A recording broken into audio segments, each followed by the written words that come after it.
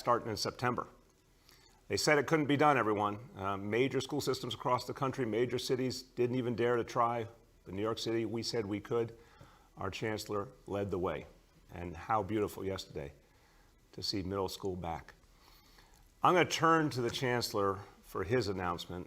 He is turning the page and going on to a new chapter in his life, and we're going to miss him. But I'm also going to be introducing to you in a few moments a new leader from our school system, someone who has worked her way up and is ready to lead this school system, and someone with an extraordinary story of her own.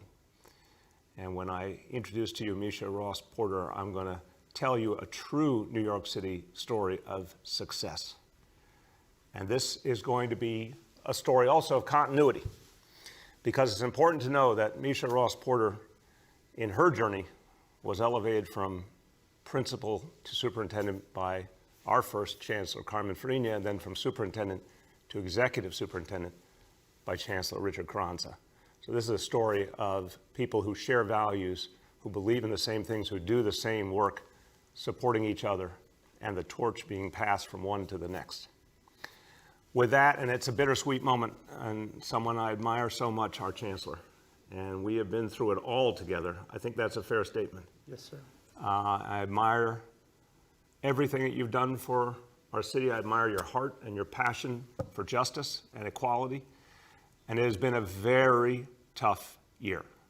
And I know you have felt it deeply, and somehow you found a way to keep providing leadership for our families and our kids, but I also know it took a toll. And I admire you for everything you've done, and we thank you, and we're going to miss you, but we're going to be feeling the effects of what you've done for the kids in New York City for many years to come. I now introduce our Chancellor, Richard Carranza. Thank you, Mr. Mayor. This is a very bittersweet moment for me. I came to New York City 3 years ago with a mission to help the Department of Education reach its full potential and, of course, to serve and to lift up all, not just some, but all of our public school children. And while the work is never done, we have created a lot of important change together. New York City public schools are the strongest schools I've ever seen. They are home to the most powerful teaching I have seen in my over 30 years as an educator. Our teachers and school staff take an equity-centered belief and approach so that our students can feel seen and heard, but most importantly, believed in. Just yesterday, I visited the South Bronx Academy for Applied Media to see public service announcements that middle school students had created about issues that were important to them. And in our discussion, I didn't just hear their research and their citations. I witnessed their strong critical thinking skills and how they were making sense of the world, a world that's changing before their very eyes. I heard all the wisdom and passion of children who know their voice is valued. Students who are getting a great education and who believe in all the things that they can do with that great education. Students who are already connecting what happens in the classroom with their lives outside of school. Our schools are where children can develop their dreams and then chase those dreams, regardless of the language they speak or the neighborhood they live in. I'm proud of what we've accomplished over the last 3 years. Our seniors have continued to break their own records with rising graduation rates and college enrollment rates. We have capped the length of suspensions and implemented restorative practices in the largest school system in America. We made true progress in dismantling structures and policies that are products of decades of entrenched racism, like suspending school screens. And we finally brought mental health into the spotlight and made it a major priority, which has been tremendously crucial during this pandemic. The change we've created together will help lift up generations of children to come. And I want to be really clear that this is because of the incredible work of the entire Department of Education family. To all my colleagues at the Department of Education, it is incredibly hard to say goodbye to you. And in my culture, we don't say goodbye, we say hasta luego, until we see you again. You are the most dedicated, hardworking colleagues I have ever had the privilege of working with, and it's been my privilege to be your colleague. I know the pandemic has not been easy for you or for any New Yorker. And make no mistake, I am a New Yorker. Well, not by birth, by choice. A New Yorker who has lost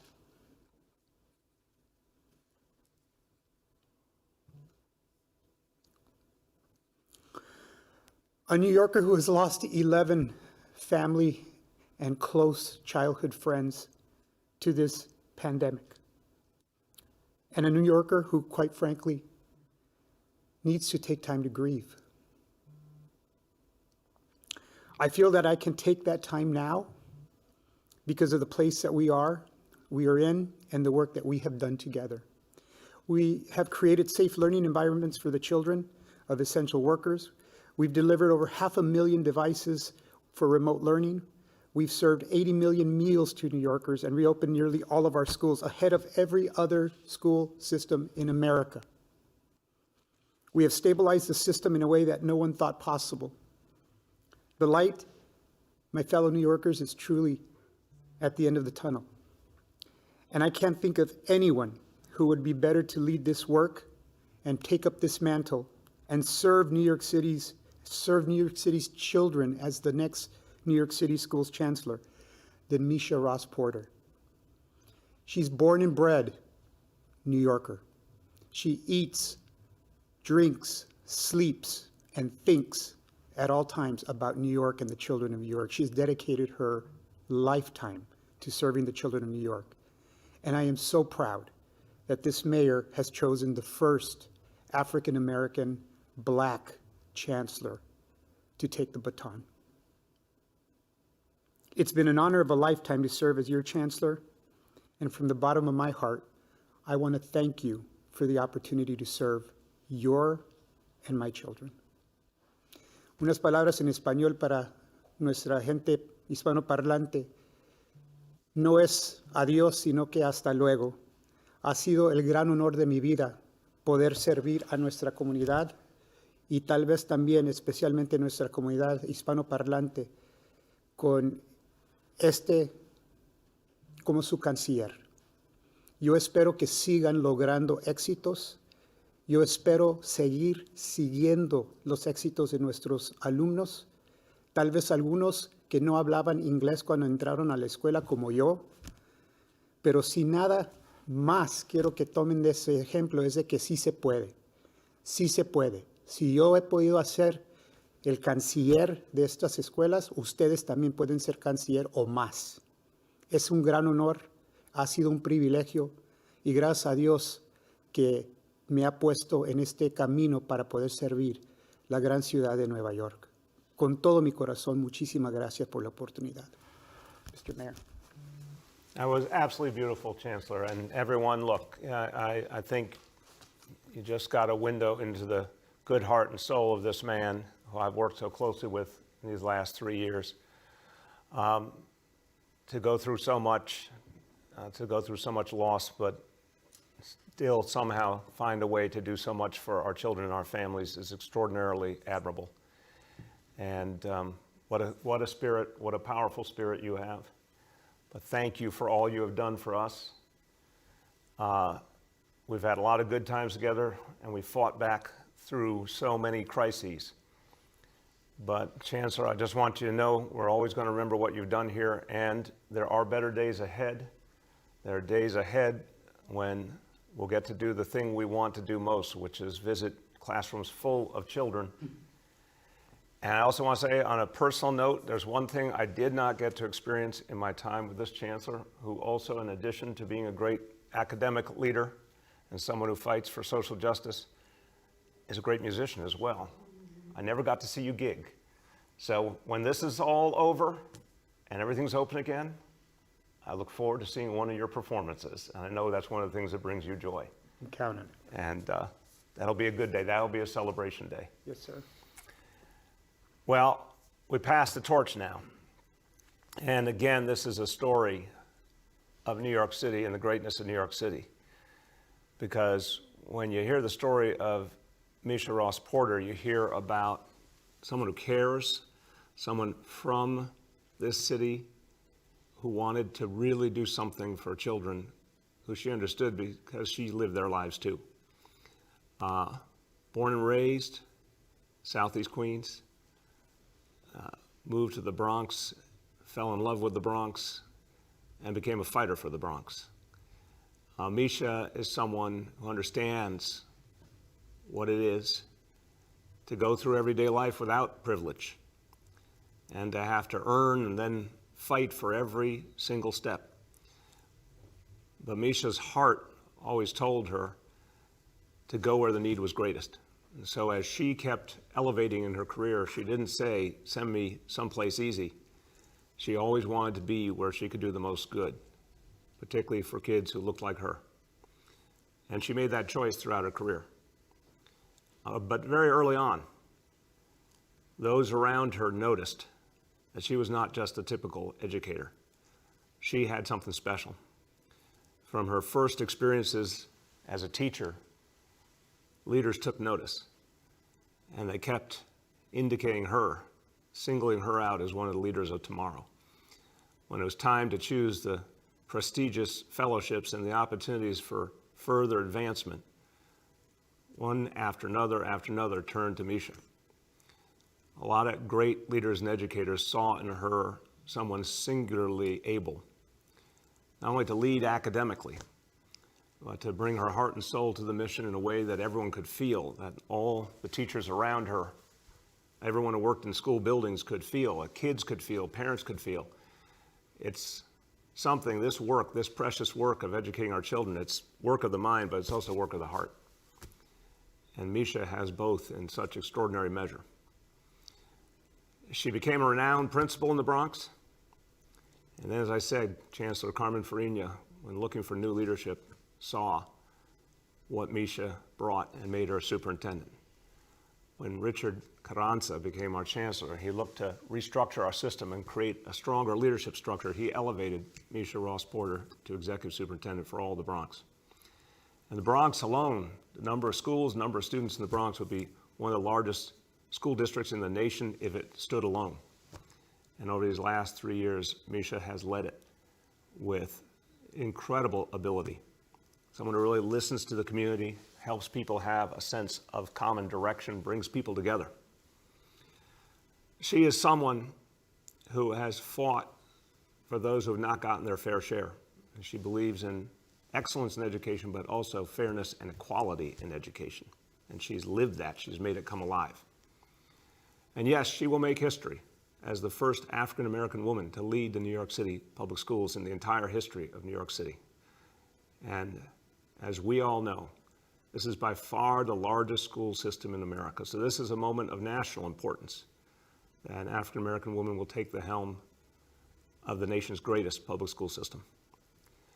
I am so proud as a New Yorker of this great New York City success story. I'm so proud that once upon a time, a young woman believed she could do something great and uplift folks who have been left behind, and then she proceeded to do just that. And at this crucial moment, we need continuity and we need strength.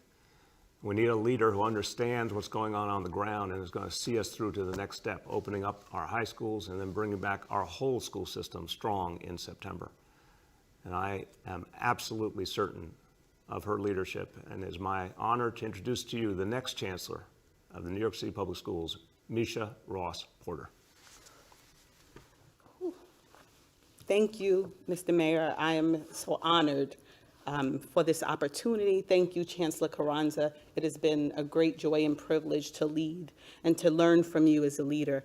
And I want to thank the Mayor and the Chancellor for seeing me.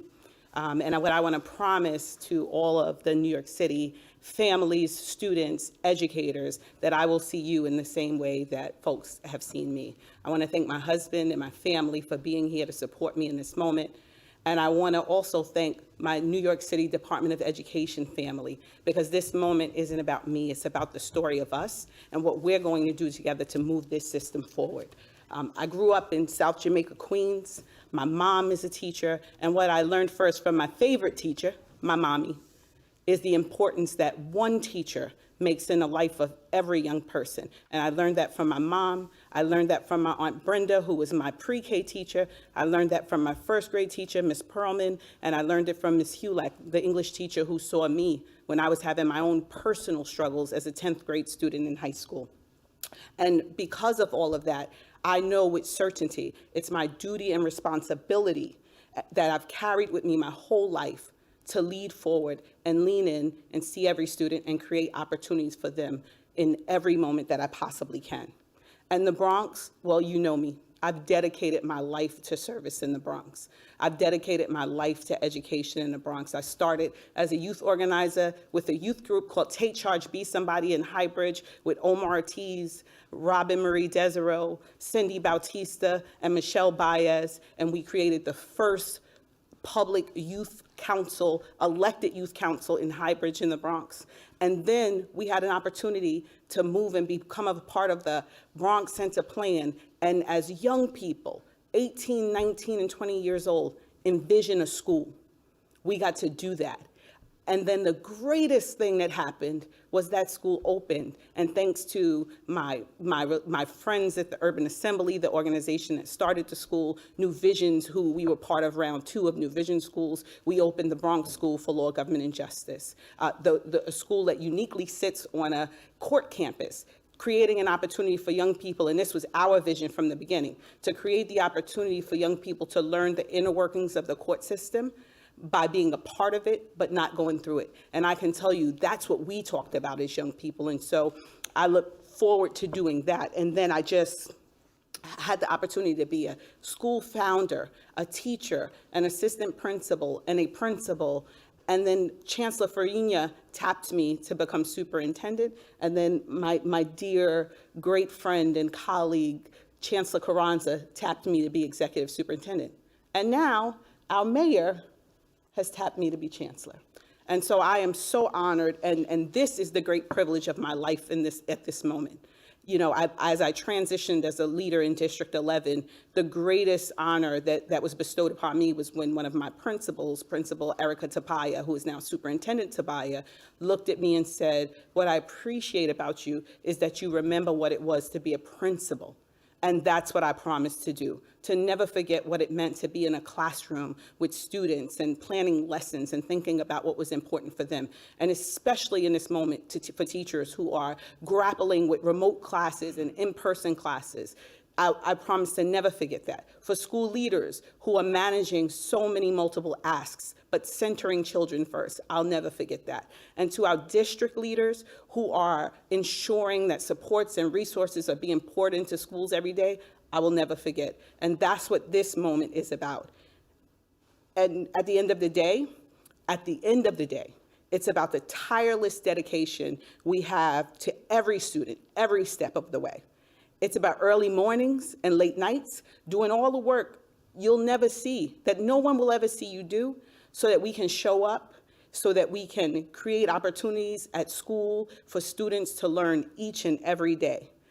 But more than anything, it's the endless joy that we saw yesterday in the Bronx when we greeted students at Principal Joe Biernat School, Leaders of Tomorrow, and they told the mayor and the chancellor and I how excited they were to be back to school. Not just because they were in school, but because they wanted to connect with their teachers, they wanted to connect with each other, and that's what makes this moment so important to me. Primarily, as chancellor, my job will be to remove the barriers, to direct resources where they are needed most, and communicate clearly around our shared goals and commitments at every school, in every neighborhood, in every single borough. I'm ready to hit the ground running and lead New York City schools to full recovery. It won't be easy, but I've never done anything easy. But we've come so far since March, and Chancellor Carranza and the mayor have laid an incredible foundation, and the cabinet at the central office are ready and raring to go. I pledge to our students, to the young people, I'm indebted to you as a leader, as a teacher, as a principal, and I promise we'll do everything to reopen schools, starting with high schools. We're ready to go. We'll expand the learning opportunities and do more to address trauma and academic needs, because we know that that is very real. And we just heard the heart of our chancellor as he grapples with his own trauma, because we know it's a real and important thing for us to address. To our families, we'll improve communication and build up trust. I've heard you. I've been in town halls and conferences and Zooms and Teams. We'll continue to build on investments we've made in your children, our children, because every child deserves a rigorous, high-quality education where they see themselves in the curriculum every single day. And to our staff, to our teachers, our principals, our school aides, our paraprofessionals, our guidance counselors, our kitchen staff, our custodians who've made our building shine, our school safety officers who've been at the front lines greeting folks every single day, to every single person who works in the New York City Department of Education, we'll listen closely so that we can do the work where we need to do, and that's in our school buildings, in our classrooms with our students. We're going to build up communities together, and we're going to bring people together to serve students. And to our many, many advocates and community leaders, because what I've said over and over again, this moment is not about what the school system will do alone, but it's about New York City will do together to invest in our children. And so to our many advocates and community leaders, we'll partner with you to keep making New York City a better place for all children. I'm ready to get to work. I am so honored to serve in this role, and I understand greatly what it means for it to be me. And to all the little girls out there, I'm saving a seat for you. Thank you, Mr. Mayor. Thank you, Chancellor Carranza. Chancellor, hasta luego. We are joined at the heart and at the hip. Mr. Mayor, let's go, let's do this. I'm ready. Amen.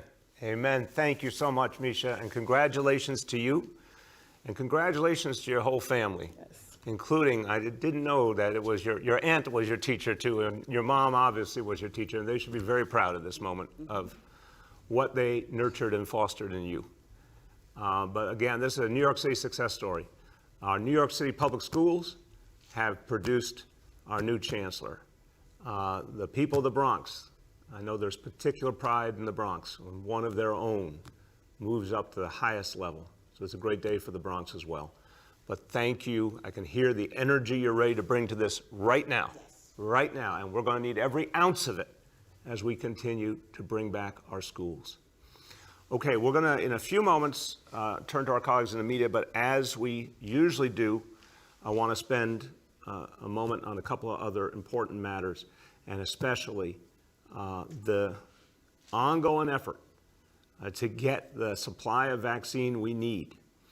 I'm going to say it, I'm going to keep saying it. Supply, supply, supply. This is what we need. I'm talking to folks in the White House regularly. Our team is constantly talking at the federal level, state level. We're working with colleagues in the Congress to get us more supply. And look, again, even though we have not had the supply we deserve and need, we keep making progress. As of today, from day one, 1,675,556 vaccinations in New York City. That is a very good thing, but we could be doing so much more. Yet yesterday we set a record, and this is encouraging because it's a sign of what could be if we were given the supply. 61,971 vaccinations just yesterday. Do the math. I keep saying we could be at 500,000 or more than 500,000 per week if we had the supply. Here's further evidence. We keep building up and building up. Let's get the supply we deserve so we can really move this forward and bring this city back strong. 5 million people, 5 million New Yorkers need to be fully vaccinated by June. That's our goal, and we can make that goal happen. Now, while we work to bring our city back, and I keep saying a recovery for all of us, that is not just a statement of economics. Yes, we need economic justice. We need a recovery that brings all New Yorkers into that recovery. But we need social and racial justice too. And one of the things that we're seeing, which is particularly troubling, is as we're finally starting to turn the corner, we're seeing an uptick in hatred directed at Asian American New Yorkers, and this is thoroughly unacceptable, and we will not stand for it. We will fight it. A few days ago, I gathered some leaders of the Asian communities of this city, including Congressmember Grace Meng and the head of the Asian American Federation, Joanne Yu. And we spoke about hate crimes. We spoke about discrimination, how to fight it in this city. We need everyone to be part of this. And I know the vast majority of New Yorkers will join us. But even as we're sounding the alarm and calling for people to band together to stop hate, we had a horrible incident yesterday, a horrible act of violence against an Asian American man, out of nowhere, just pure hatred. The suspect has been apprehended. But we're hoping and praying for this man as he fights for his life. What an injustice on every level. This community has been through so much and suffered so much discrimination during the COVID era continues to see these acts of justice. So we need to stand up together. We have to stop Asian hate. Tomorrow at 1 o'clock at Federal Plaza, there's a rally. I'll be there, and I'm encouraging all New Yorkers who can to support this effort in any and every way, because we have to stop Asian hate. We have to stop these attacks on a community that is part of the heart and soul of New York City. So please, everyone, let's stand together. That's what will move us forward. Okay, let me do the indicators for the day. Number one, daily number of people admitted to New York City hospitals for suspected COVID-19. Today's report, 280 patients. 63% confirmed positivity level, hospitalization rate 4.14 per 100,000. Number two, new reported cases on a 7-day average. Today's report, 3,183 cases. Number three, percentage of people testing positive citywide for COVID-19. Today's report, 7-day rolling average, 6.86%. Do a few words in Spanish about our new chancellor. Recuperar nuestra ciudad significa que todas nuestras comunidades escolares regresen a las aulas pronto. Hoy anunciamos a la nueva canciller escolar, Misha Ross Porter, quien tiene más de 20 años de experiencia en nuestras escuelas. Misha va a afirmar nuestro compromiso de igualdad y excelencia en la educación que reciben nuestros niños en cada escuela de la ciudad. With that, let's turn to our colleagues in the media, and please let me know the name and outlet of each journalist. Hi all, we'll now begin our Q&A. With us today is Schools Chancellor Richard Carranza, our new Chancellor Misha Porter, Health Commissioner Dr. Dave Chachki, and Senior Advisor Dr. Jay Varma. With that, we'll go to Juliet from 1010 Wins. Yes, good morning all, and Chancellor Carranza, my sympathies to you, and my congratulations to the new Chancellor, Ms. Porter. So I actually have a question for both of you. Mr. Carranza, you speak very highly of Ms. Porter. What do you think, or how can you advise her on her first order of business? Thank you. Thank you for your words. I appreciate that. My advice to Chancellor Porter is do you, be you. Lead with the heart that you've led in every one of the assignments that you've had in New York City. Continue to keep the children at the forefront. Remember, you serve the children. Everyone else should be helping you serve the children, and you should be helping them as they serve children. So my advice to her is do you and keep doing you. That would be my advice. That is what we call pithy and accurate too. Excellent advice. Go ahead, Juliet. Do we have another question? Can you hear me? Juliet, are you there? Yes, can you hear me? Yeah. Yes. Am I there? Yes. Can you hear me? Yes. Okay, thank you. And for the new Chancellor, Ms. Porter, you talked about mental health as a component. Where do you want to take that, and in what form do you want to see that in school helping children?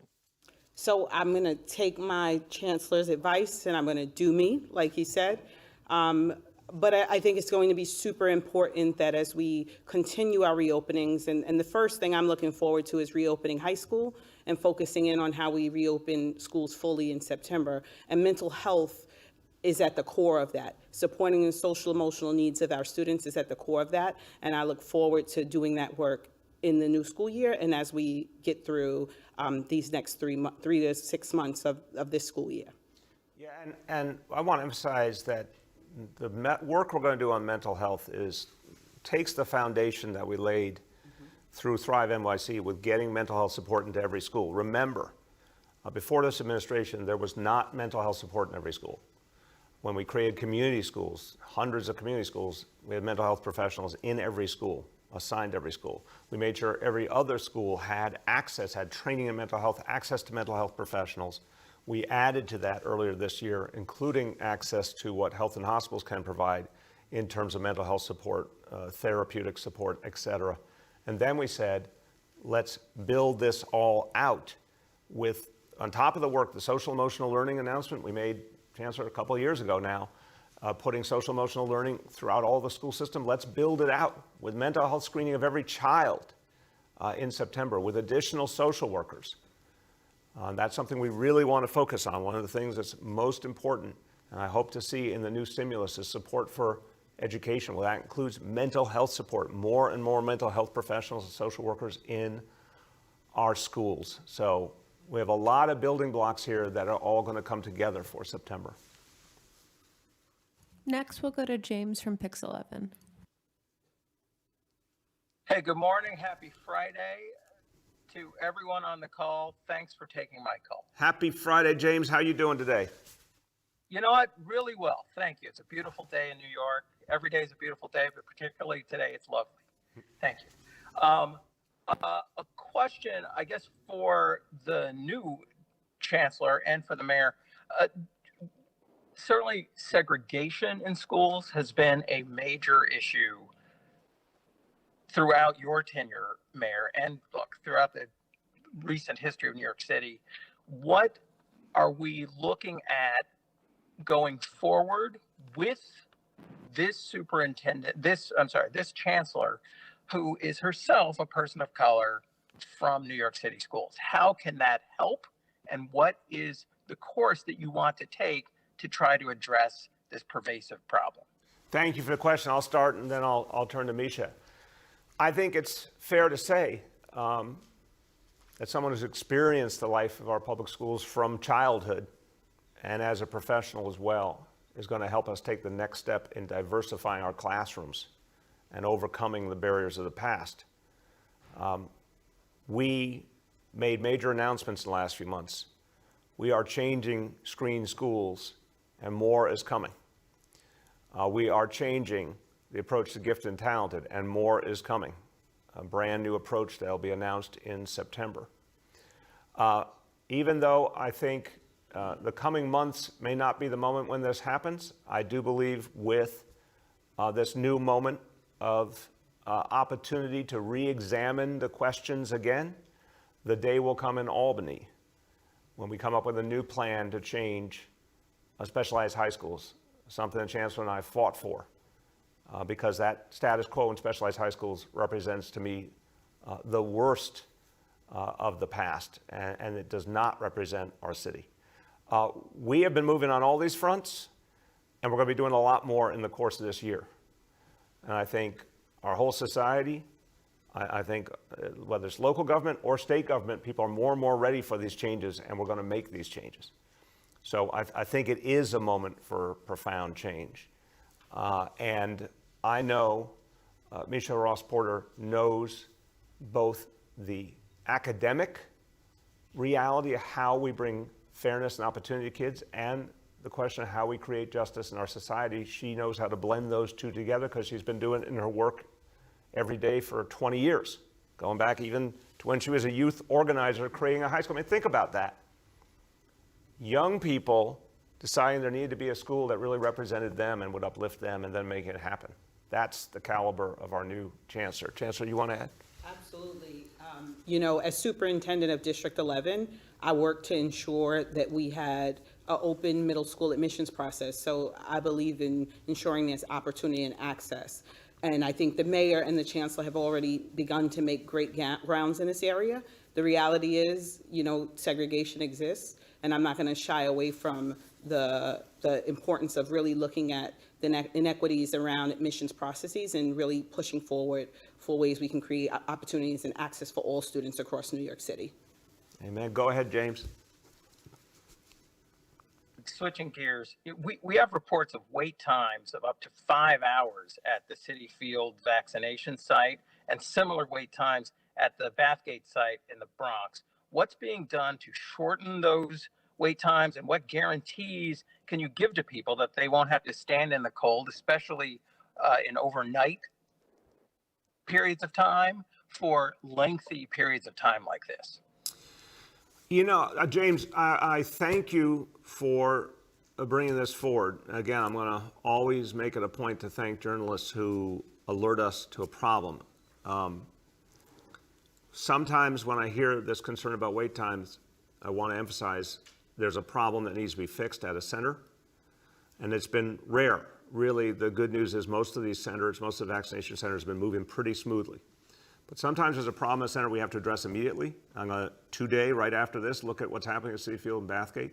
Other times I want to caution, James, folks are getting there very early out of an abundance of caution, even though they have an assigned scheduled time for vaccination, and that time overwhelmingly is when it happens. So I got to find out exactly what's happening here. Dr. Choksi, I don't know if you have any specific report on these sites, but obviously, as I turn to Dr. Choksi, I'll say, James, not acceptable that anyone will wait that long, even if it weren't cold weather, especially not in the cold weather. So whatever needs to be done, we're going to fix that. These are very big, effective sites. I've seen them both in action. We will make sure those wait times are addressed. Dr. Choksi, you want to add anything? Thank you, sir. And as you said, we will follow up with our colleagues, of course, who are operating those sites. I do know that that they've expanded capacity significantly with respect to the number of appointments over the last few days because of the supply that we have been able to get. And in the last 48 hours, I know they've increased staff concomitantly to try to address some of these wait times. So we will follow up on all of those things. I'm going to connect what Dr. Choksi said to our education theme today, because he had an SAT word there, concomitantly. Concomitantly. That's not one we wheel out a whole lot. Not sure I ever will get through it, so I don't try. Okay, who's next? Next, we'll go to Medina from Politico. Guys hear me? Yeah, we need a little more volume, though, Medina. Can you hear us? Yeah, I can hear you. There you go. Been a while. How you doing? I'm good. Big news today. Yes. Yes. So my first question is for Chancellor Carranza. So the New York Times has reported on some tensions between you and the mayor over desegregation, particularly this issue of the gifted and talented test, some disagreements over that. I was wondering if you could comment on that. Hi, Medina. So I haven't read the story, but let me just say, when I came to New York City 3 years ago, it was because I believed that this mayor believes in equity and believes in tearing down systems that oppress anyone. And the evidence that I looked at was 3K, pre-K for all, AP for all, computer science for all. And the equity and excellence agenda for me was the real calling card of being able to come and join that work that had started and hopefully add my shoulder to the wheel and make it real for our students in our community. Policy is never made in a perfect four-corner box where everybody automatically says, yes, this is a piece of cake and I'm going to love it. And I think what I have appreciated about this mayor is that he has allowed all of us at the table to have differing views and to argue those views and to advocate those views and come to a consensus. So I am proud of the work that we've done together, and I wish this mayor and the new chancellor continued work in this regard. Go ahead, Medina. Yeah, and secondly, where are you going next, and why are you leaving with only 10 months left in the year? Yeah, Medina, there's never a perfect time. I'm very proud of the fact that we've been able to, of the 10 largest school systems in America, New York City, the largest, has been able to open schools for in-person learning and keep our students and those who serve our students extraordinarily safe. And just yesterday, we opened middle schools, and if I may say so, flawlessly. So I think, and we have as our new chancellor has said, we have a working plan that's being finalized around opening our high schools. So there's never a perfect time, and at times you have to do what's personally necessary for you. So I'm going to take time to grieve, to reconnect with my family, and I don't know what I'm going to do next. But I'm a man of God, and I'm a man of faith, and I know that the Lord will light a path, and I'm faithful to walk that path. Beautiful. Thank you, Chancellor. Go ahead. Next, we'll go to Andrew from WNBC. Hey, good morning, Mr. Mayor and the current chancellor and the incoming chancellor. Mayor, I'm wondering your take, hearing the chancellor, the outgoing chancellor's pretty raw description of the grief that he's endured and the need for a mental health break. If a, let's be honest, highly compensated chancellor is feeling that, what do you think the parents, the students, the teachers, and others are going through 1 year into this pandemic? I think they're going through hell, Andrew. I think the mental health toll here is inestimable, and it's not getting the attention it deserves. We are saying very clearly, and we're not mincing words. I've said many times sitting right here, our children have been through trauma. That's just exactly the word we have to use. But also their parents have been through trauma. I've spent a lot of time with New Yorkers who have lost family members. I remember very vividly some of my visits to public housing, for example, people coming up to me. I remember being at Queensbridge houses early on, people already telling me and showing me pictures of the grandma they lost or the aunt, their uncle they lost, and talking about that. I went to Brown Memorial Church in Brooklyn, and that church lost so many members of their church community, including so many of their deacons, their elders. And people were just experiencing wave after wave of pain. This is going to carry on with us. It's going to be a challenge we have to overcome. So this is why, I'll say it strongly, when years and years ago, we decided to invest in our public health system, in health and hospitals, to save it. Years and years ago, we said we needed guaranteed health care so that everyone in the city will get health care regardless of ability to pay, regardless of documentation status. And years ago, we said Thrive NYC would guarantee all New Yorkers access to mental health services. This is why we're adamant this is needed more than ever. If there's one thing we need to invest more in our society, it's mental health, because this society has never gotten it right on mental health. And we've tried to shine a light on that for years, but this is a more clear, painful, powerful example than we've ever had. We must invest and focus on mental health. So our kids, our families have been through hell, which is why when we come back in September, every single child we're going to check in with and find out how they're doing. If they need a little bit of help, we'll get them that. If they need therapy, if they need extensive help, Health and Hospitals is going to be there for them for free to give them the help they need. Our educators, Shirlane talks about this all the time about, don't forget we have to help the helpers. Our educators have been through so much. And they've struggled with what's happened in their own families and also trying to support kids and knowing what pain kids have been through. Our educators need mental health support too. So this is what we need to talk about more, and this is what we need to invest in more. Go ahead, Andrew.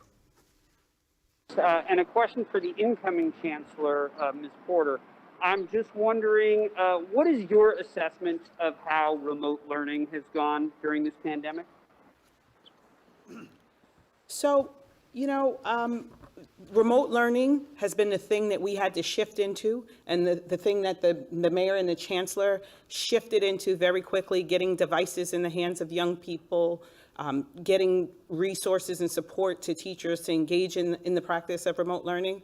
But I have to say, as a mother who has a young person, a 10th grader, engaging in remote learning at home every day, and as the mother of a college graduate who didn't get to finish her last semester, nothing, absolutely nothing replaces the interaction between a teacher and a student in a classroom. And that's what I'm looking forward to making sure happens, but also really leveraging the resources that we've been able to get in the hands of our young people and our schools. And so students having access to technology and the adults really knowing how to use and leverage that technology to support learning.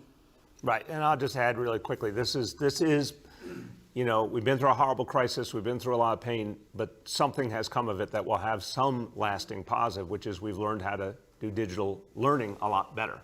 And all these kids have the devices, the educators have learned how to use digital learning. It's going to allow us to individualize instruction in a way that wasn't possible before. So there's the opportunity we need to grab and act on.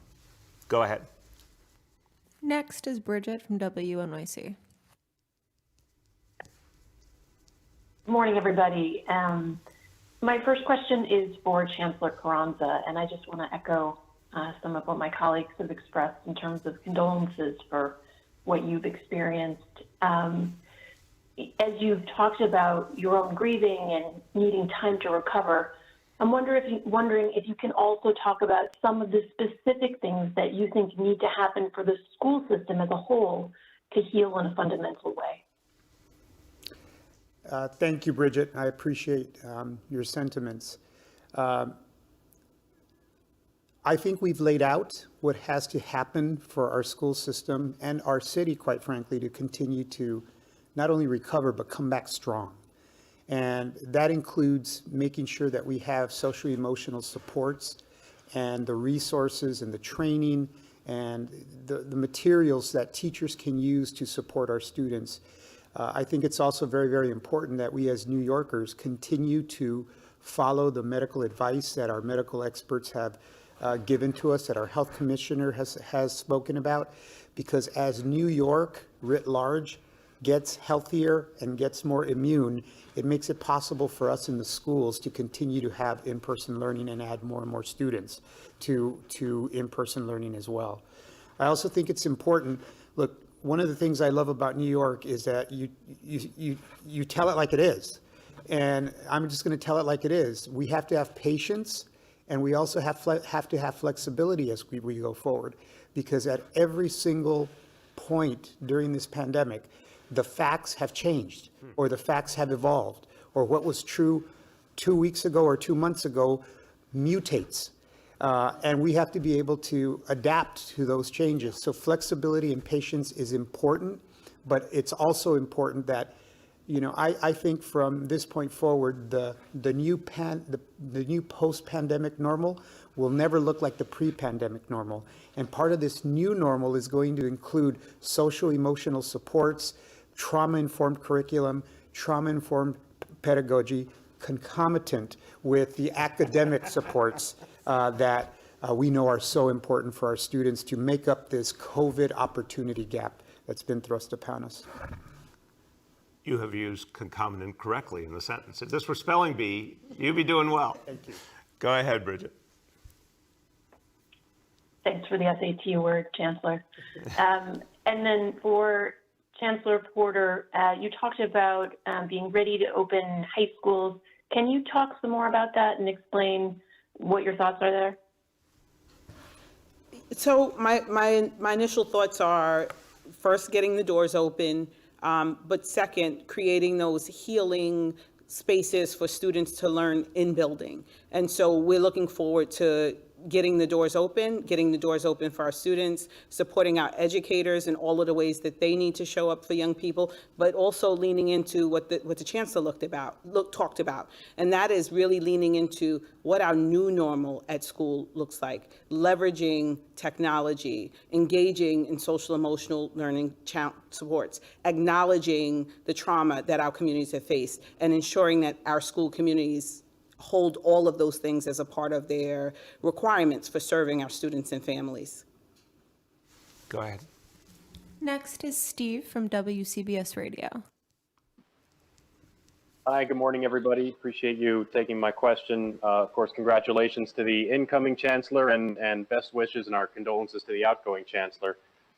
First, I wanted to ask the incoming chancellor, when we talk about creating this new normal, it has to be a somewhat daunting kind of task ahead to look at what we could be facing in September in terms of students coming back. They're going to be in all different spaces in terms of what they've learned, what their retention is.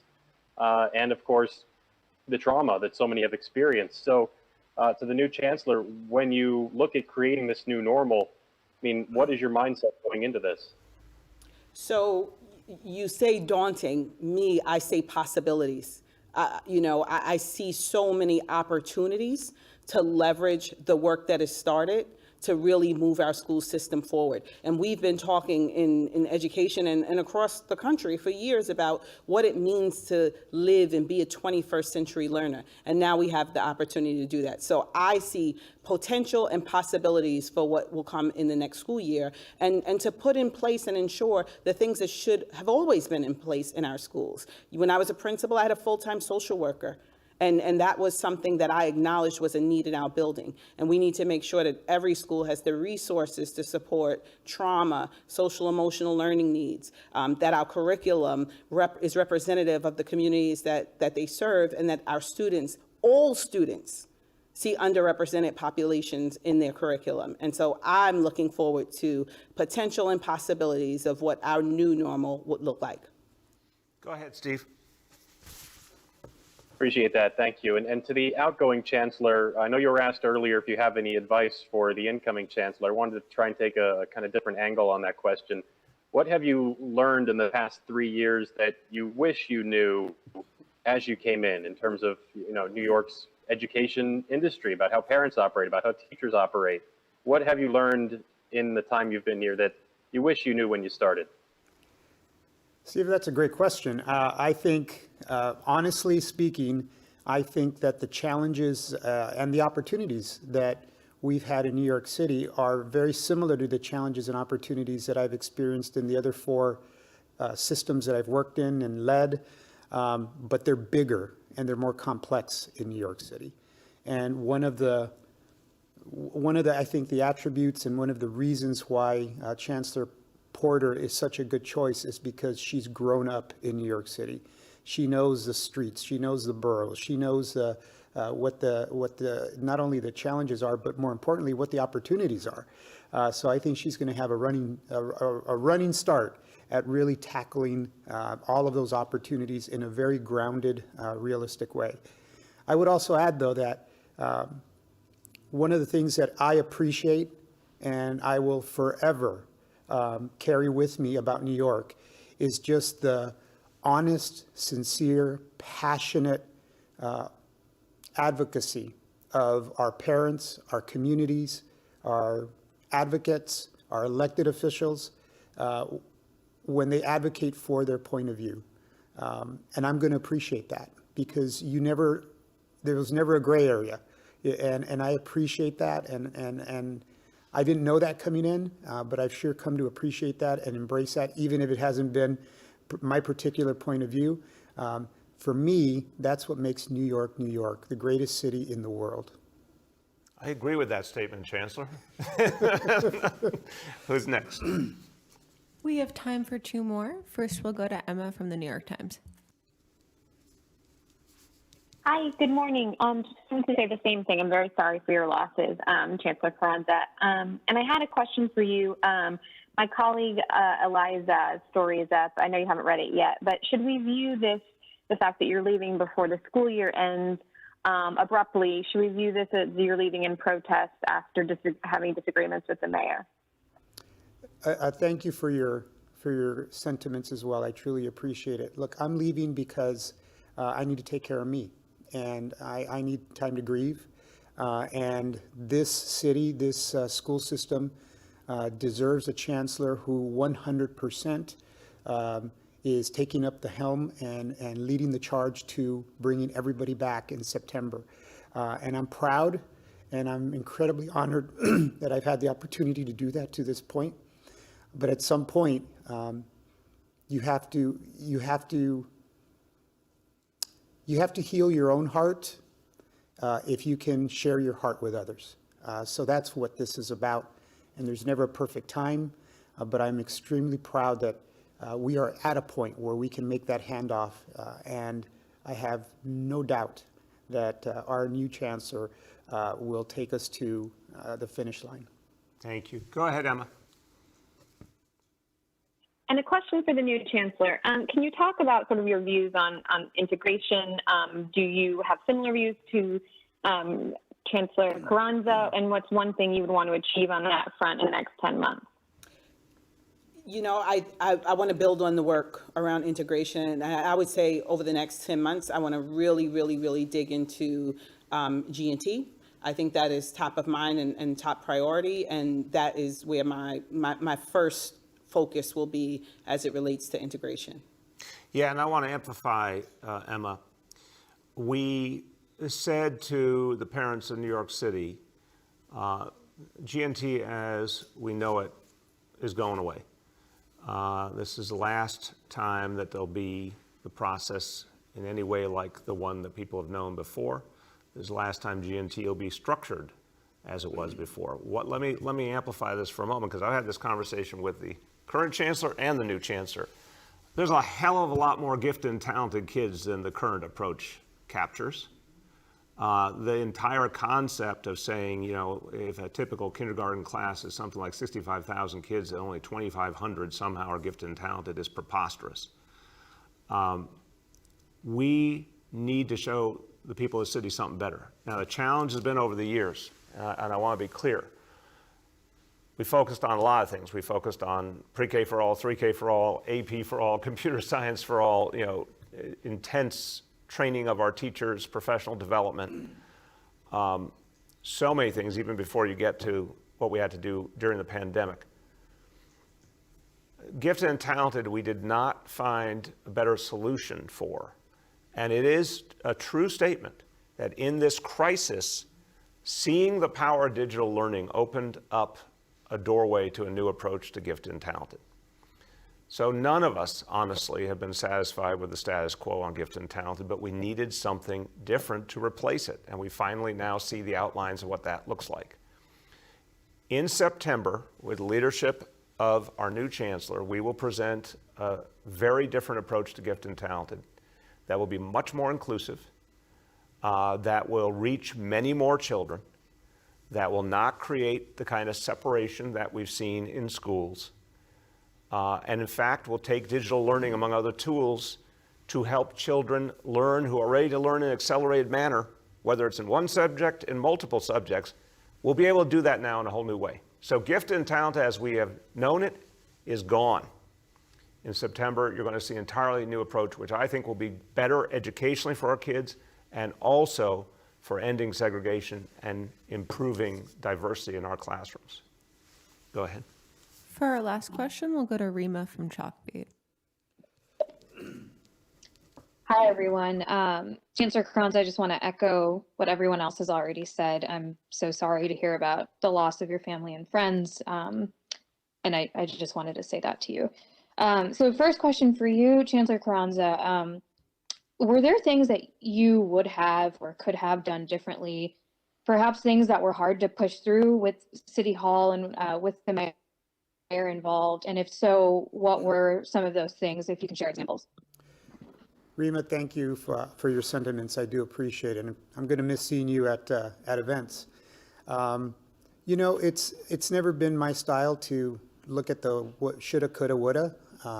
I think that we challenged ourselves and we took on the tough fights because we saw them as things that were just part of what we needed to do to serve children and communities in New York City.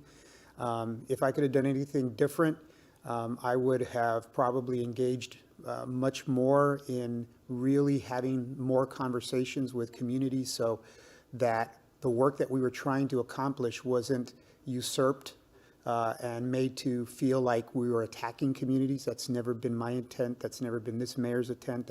That's not what we've tried to do. And the way to do that is through more engagement and more community-based engagement. So I would have done more of that.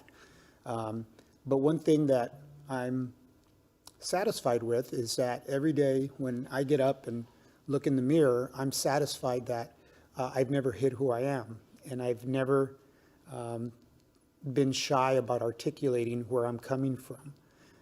And for me, look, I wasn't born a chancellor. I'm obviously not going to die a chancellor, but I'm always going to have to look at that mirror.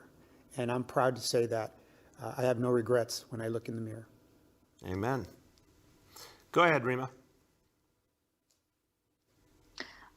Okay, my second question is for our new chancellor. Welcome and congratulations on the post. We still know that there is a lot of trepidation or loss of trust among school leaders and teachers and families, especially those who are reluctant to return to buildings. So I'm wondering, is this something that you're prioritizing in terms of restoring trust, and how do you plan to rebuild that trust and persuade families who might be reluctant even in the fall or beyond to come back to buildings? Well, it sounds like I got an initial marching order from Chancellor Carranza's comments around what he would do going back. And I look forward to engaging with community members, and that is our families, that is our students, that is our teachers, our educators, but also our elected official colleagues, community-based organizations, and nonprofit and for-profit partners who want to join to really make sure that we open 21st century schools. And so I look forward to really engaging in conversations about what reopening will look like and how we want to, enter our new school year together.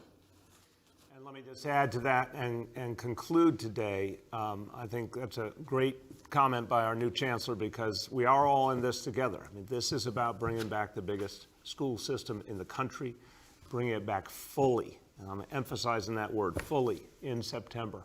I'm absolutely convinced we can do it, but it will take listening to people, it will take answering questions and real concerns. People are afraid. Of course, we've been through a pandemic, a global crisis. The fear is understandable. We got to meet it. We got to answer the concerns.